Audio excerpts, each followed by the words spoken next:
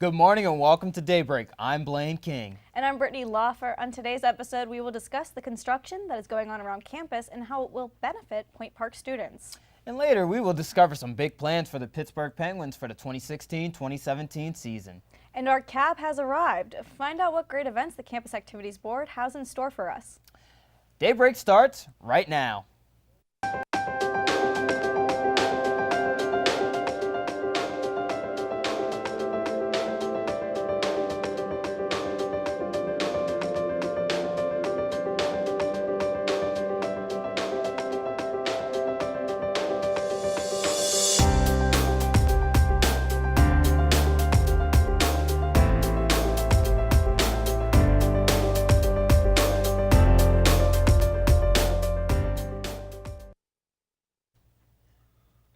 Well, Britt, I don't know about you. Well, actually, about me. I didn't have such a good Valentine's Day since I'm single. But how was your Valentine's Day? It was actually pretty nice. We went out last Wednesday because I had a waitress all weekend. But I'm not going to lie, the weather was terrible. We actually hit a guardrail on our way home. It was pretty scary. Yeah, it was cold this weekend, and it was cold all last weekend, too. Is it going to be snowy for us still this coming week, Sarah?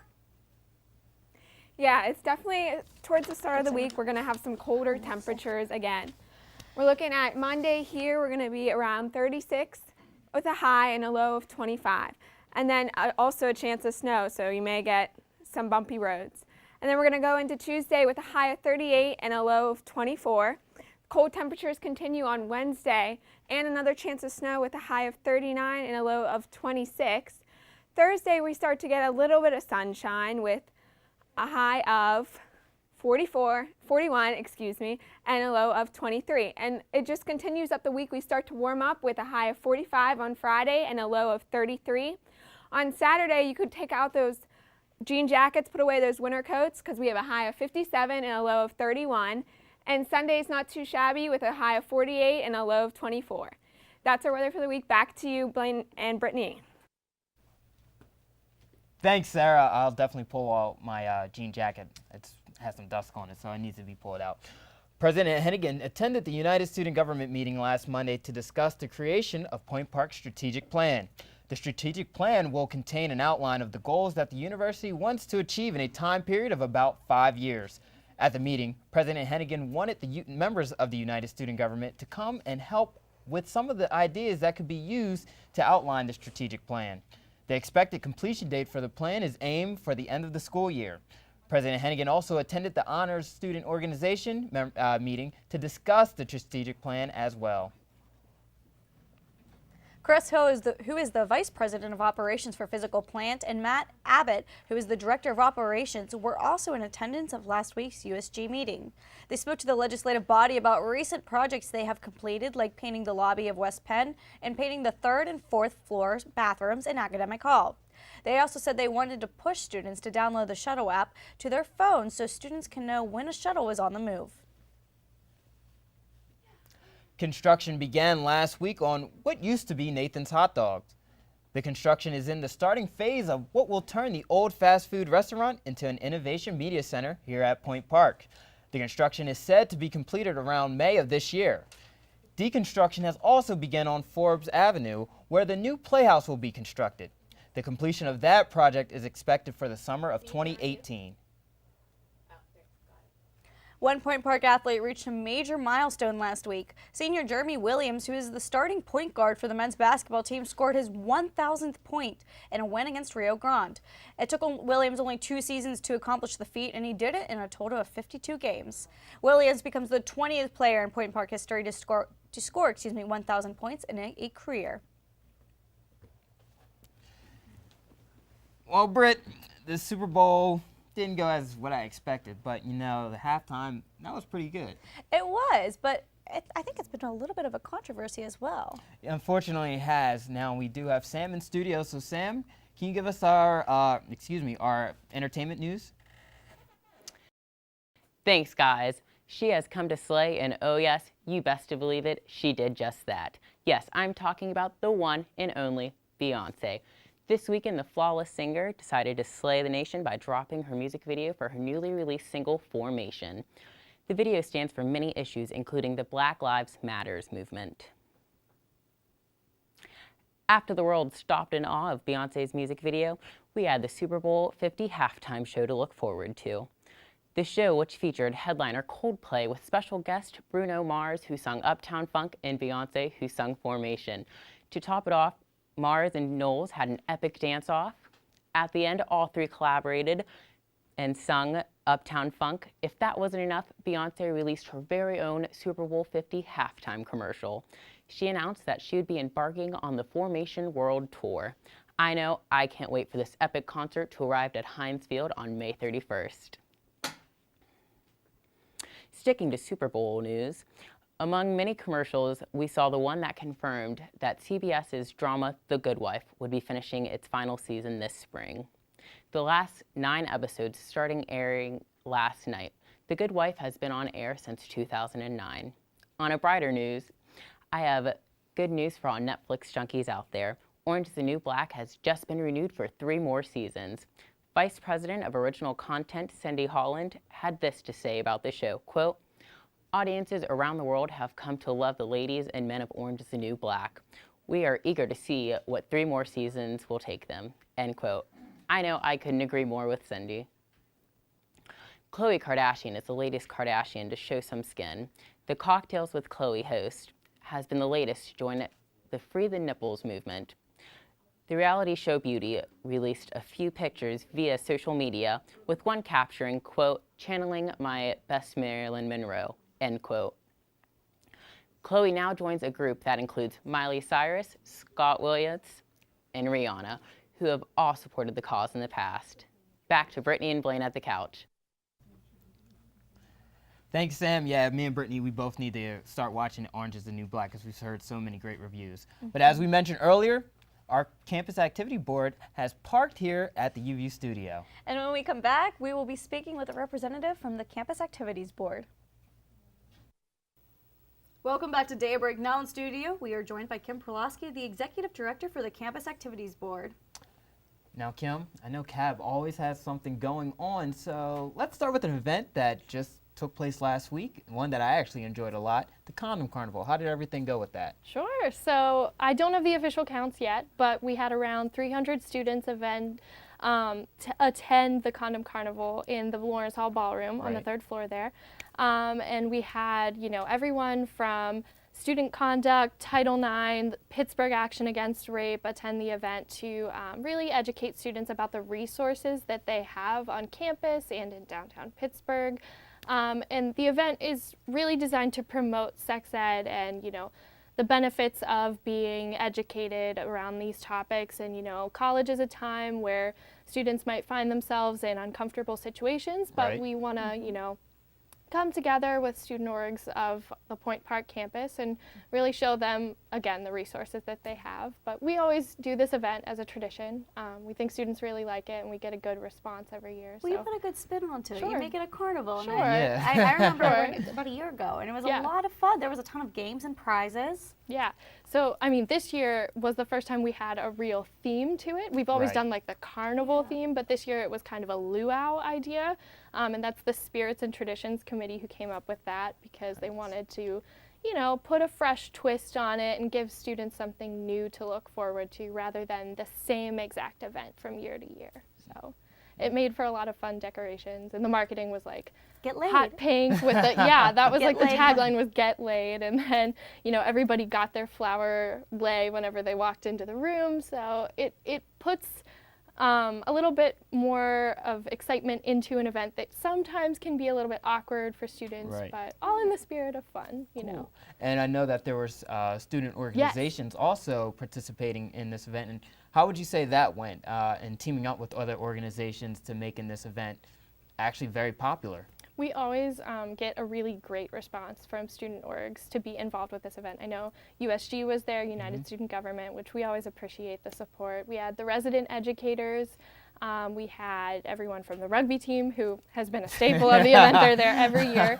And then we had the Feminist Collective. We had, who else? Her Campus and the Forensics Club. We have everybody turn out for this event, it seems. We just get a really huge amount of support from our student organizations, and the whole gist of it is that they come up with carnival games to have, you know, okay, well, here are these fun facts about sex ed, but also here are, we're supporting this club on campus kind of a thing. So it's always a good time. Nice. It's a great way to collaborate with everyone, for sure. Sure. Are there other events that are coming up in the near future that we can experience as well? Sure.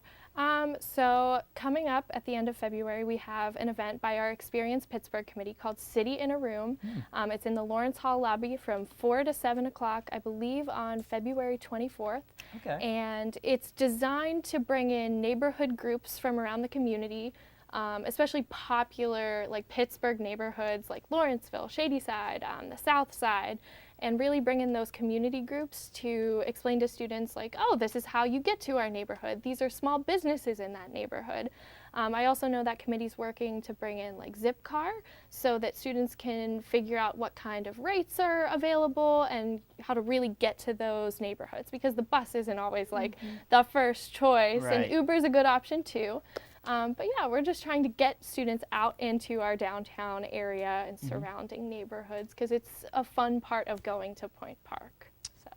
Okay, and I know that CAB is going to be making a big announcement soon regarding Colton Gill. So Sure. can you kind of elaborate on that, what that big announcement's going to be? Absolutely.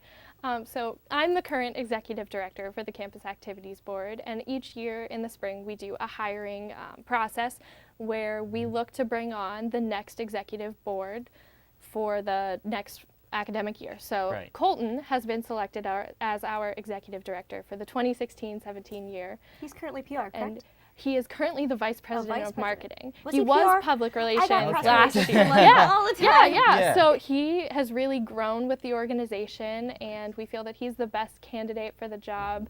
He really has a love for this campus like no one else I've ever seen. So it'll be really interesting to see what spin he puts on it and the things that he really sets out to do for the organization. Definitely looking forward to it. And you've done a great job as well. Thank Yes, you. you Thank are. you guys so much. And thanks for stopping by. We will be talking more about CAB later in the show when two other representatives from the Campus Activities Board stop by to discuss some specific events.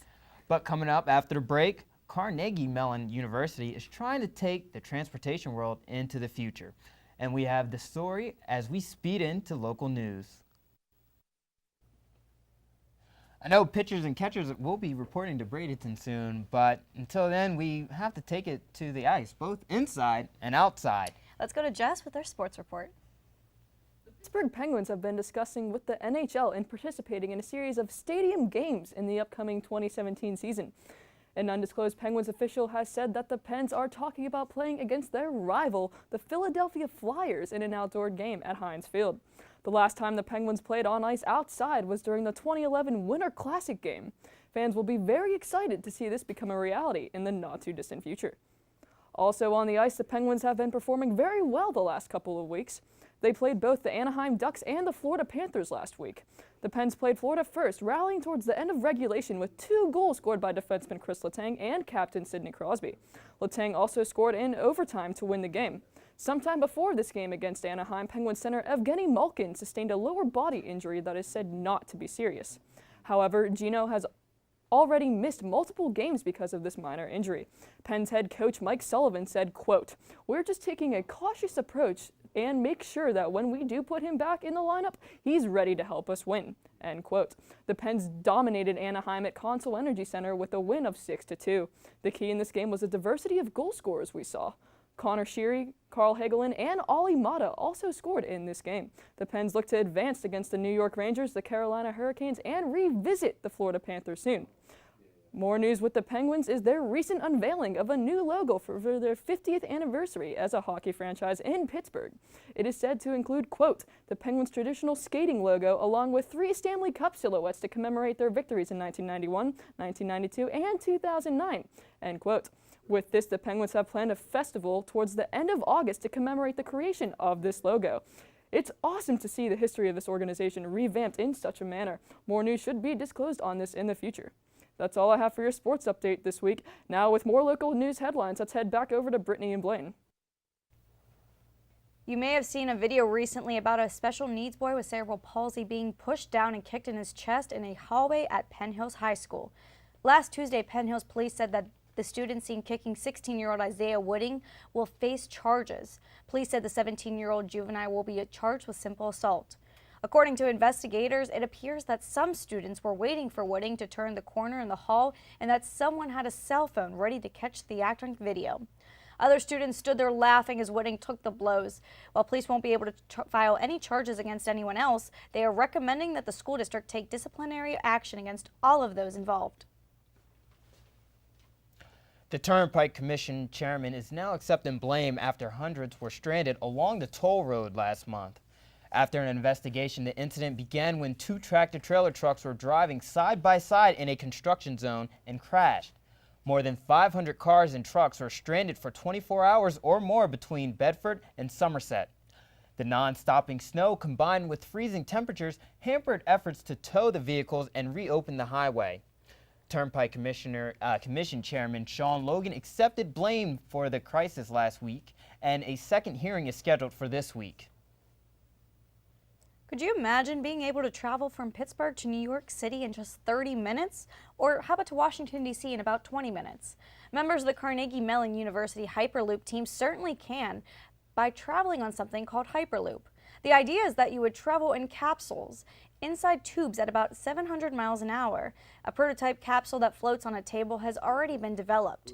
The students are currently raising money to build a half-sized pod that they'll test as part of a competition this summer in California. If you'd like to donate, check out www.cmuhyperloop.com. You may be heading to the Children's Museum of Pittsburgh to unleash your inner child on a climbable sculpture from Pack and Tape. Volunteers led by Minnesota artist Eric Lenarsson, who calls his landscape of art and engineering Tapescape, have opened an exhibit that uses at least 10 miles of tape to create this project. The tape unrolled would stretch from the museum to almost Swickley, to Wexford, or even to Monroeville. The tunnels of tapes are 2 stories high and are kid-proof. The exhibit opened this past Saturday. Now, let's move from the Pittsburgh region to some stories in our national and international implications. With that information, we have Alex at the Daybreak News Desk. A new study says the Zika virus may be linked to another birth defect. According to the study published Tuesday in the Journal of the American Medical Association Ophthalmology, the virus may be associated with infantile eye abnormalities, leading to atrophied retinas, abnormal iris pigmentation, and lenses that move out of place. The most common defects were mottled pigments and atrophy, but some abnormal optic nerves were found in infants. The Zika virus began spreading through mosquitoes around May 2015 in Brazil, further spreading across the Americas within the past few months. The Center for Disease Control and Prevention linked the virus to microcephaly among infants. Researchers say they cannot positively link the ocular defects to the virus until more studies are published to rule that out. The CDC suggests to cover up skin to avoid mosquito bites in affected areas. Donald Trump and Bernie Sanders cruised to early victories in the New Hampshire primary. The Associated Press projected GOP candidate Donald Trump and Democratic candidate Sanders winners of their respective parties shortly after polls closed at 8 p.m. during the primary last Tuesday. Trump led the GOP polls at 35%, up from his second place in the Iowa caucuses, behind Senator Ted Cruz, with Ohio Governor John Kasich trailing behind in second. Sanders reached a 20% lead against Secretary Hillary Clinton, up from their near tie in Iowa. The South Carolina and Nevada caucuses will be held within the next 2 weeks. And the federal government sued the city of Ferguson, Missouri over police reform. The U.S. Justice Department alleged Ferguson routinely violated residents' rights and misused law enforcement to generate revenue during a civil rights lawsuit last Wednesday. This comes a day after the city council rejected to revise an agreement aimed at police and court treatment of poor people and minorities. This comes over a year and a half after the killing of 18-year-old Michael Brown by police in August 2014. Now let's head back over to Brittany and Blaine at the couch. Thanks, Alex. When we return here on Daybreak, we will have a couple more CAP representatives here in studio to discuss some specific events we will be seeing here at Point Park. As promised, we're back in studio with some more of our friends from the Campus Activities Board. Yes, now we are joined by Jossie Herb and Louis Spanis, who both have some exciting events coming up that we want to talk more about in more detail. So, can you guys talk about some upcoming events like Brittany just hit on that we can be expecting in the future here at Point Park? Yeah, do you want to start or do you want me to?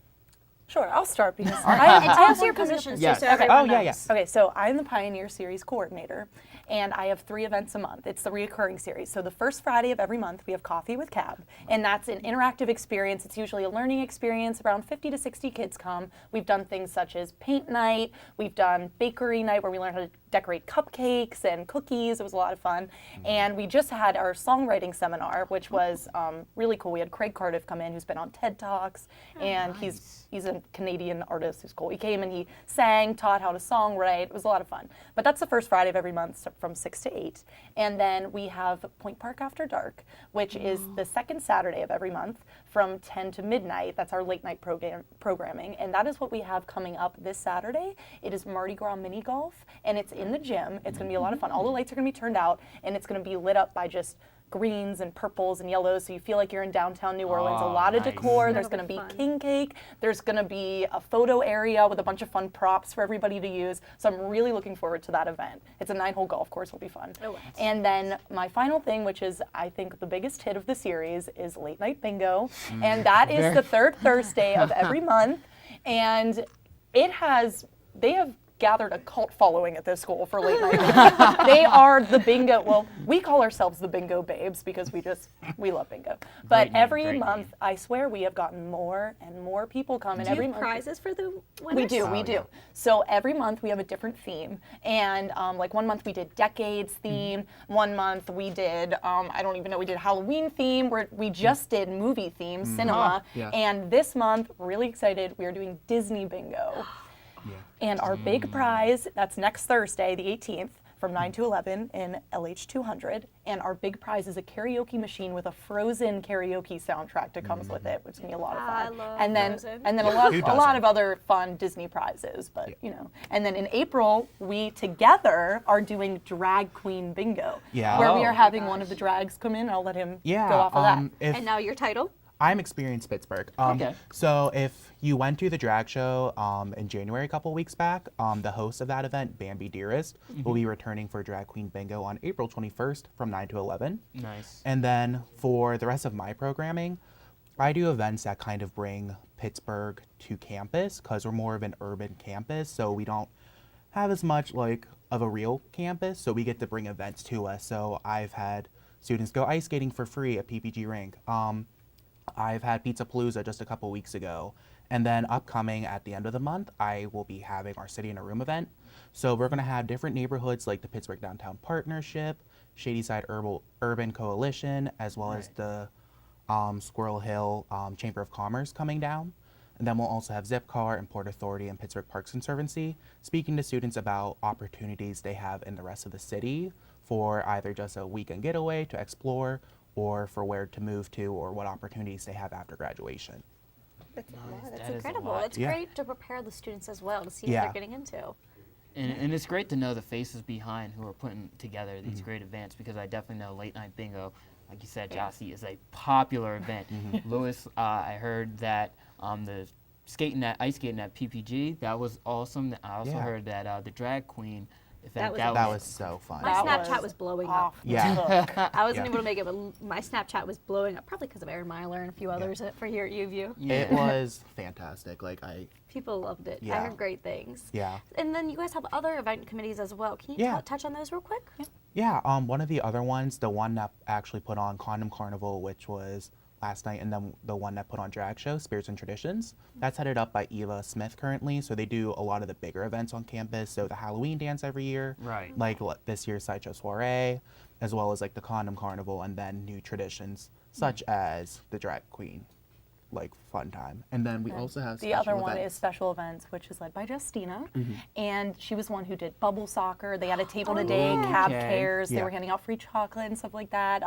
She's working on possibly putting together a laser show for the end of the year, so we're looking forward to hearing about that. And she's also, this is going to be really exciting, she's putting together an event called Hungry Hungry Humans, and it is the Hungry Hungry Hippos human version. So you are actually wheeling each other out to pull balls with bins, and Yeah. it is going to be insane, and we are so excited. It's going to Yeah. be even better and bigger than bubble soccer. Yeah. Oh my gosh. Yeah, we're excited That's for that. Awesome. I'm pretty jealous. I'm going to come to know. that. I'm definitely going to come to That's that. You gonna guys be have fun. Definitely should. You That's guys have gonna been be doing fun. such great things at CAB. I've noticed over the past year when you guys have come in and spoken with us before, what you guys have been doing to expand CAB and the different departments and how you're reaching out to students. It's absolutely incredible. Thank you. Do you guys have any big plans for next year and going forward? We're still working on next year. We're just like head to the ground, like trying to work our hardest for our biggest event of the year, Spring Fling. Gotcha.